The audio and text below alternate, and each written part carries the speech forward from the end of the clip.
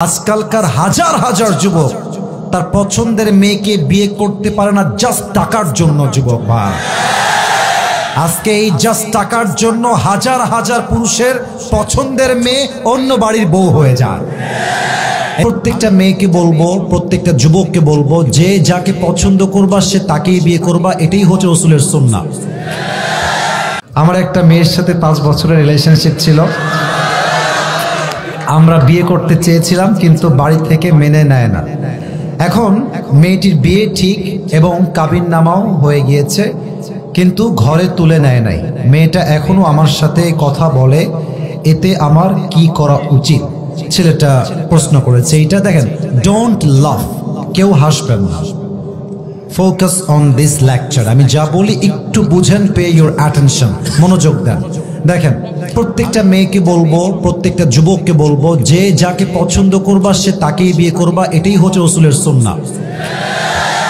দেখো, একটা মেয়ে যদি অন্য কোনো ছেলেকে পছন্দ করে, বাবা মা যদি সেই মেয়েকে আর এক ছেলের সঙ্গে জোর করে বিয়ে দেয়, তবে মেয়েটা কখনো সংসার জীবনে সুখী হতে পারে না, তার মনটা ওখানেই থেকে যায় আজীবনের জন্য। তবে একটা কথা, আমি এখানে স্যার আছেন, দে আর ভেরি রেসপেক্টেড পারসন, অনেক সম্মানিত ব্যক্তিবর্গ এখানে বসে আছেন, বলতে যদিও লজ্জাবোধ করছি, but I have to talk about the reality, what's going on in the society. যা হচ্ছে আমার দায়িত্ব সেটা বলা।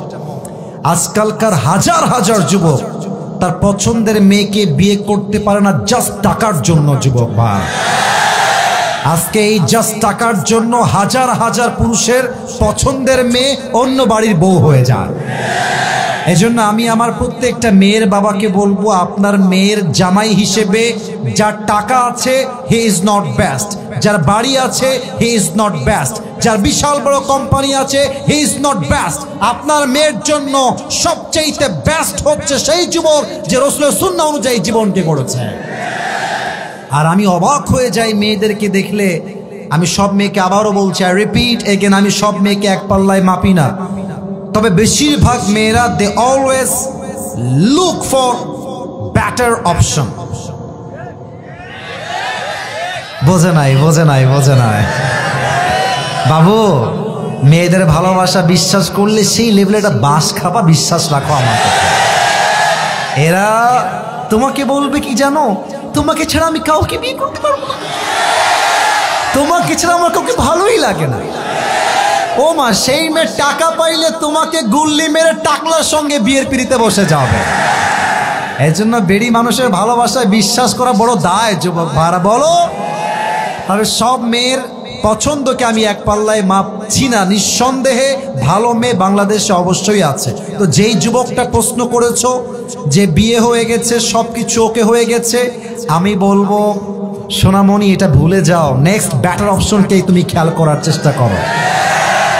जो मिल गया उसी को मुकद्दर समझ लिया और जो खो गया उसे मैं भुलाता चला गया। That is the essence of all the success and goodness that you will get in your life. Whatever you are getting is the best for you. যা পেয়েছেন এটা আল্লাহর পক্ষ থেকে আসছে, আর যে ছেড়ে গেছে আমার জন্য ছিলই না। যুবক মা, এজন্য আমি বলবো, দুনিয়াতে মেয়ে মাত্র একটাই নাই রে বাবা, আরো আছে, আরো আছে। তোমাদের সমস্যা হচ্ছে এক মেয়ের দিকে চোখ গেলে ভাবো যে ইসসে জ্যাদা খুবসুরত আর কোই ভি নেহি হো সকতে। বাবু, তুমি হচ্ছ কুয়ার ব্যাং। কুয়ার ব্যাং কুয়ার পানিতে লাফ দেয় আর ভাবে যে এর মতো গভীর পানি আর কোথায় হতে পারে। ওই কুয়ার ব্যাং সমুদ্র জানে না। তো তুমি সিরাজগঞ্জে থেকে ওই মেয়ের পাল্লায় পড়ে জীবনটাকে নষ্ট করে দিও না। কোন মেয়ের জন্য আমার ক্যারিয়ার নষ্ট হবে না।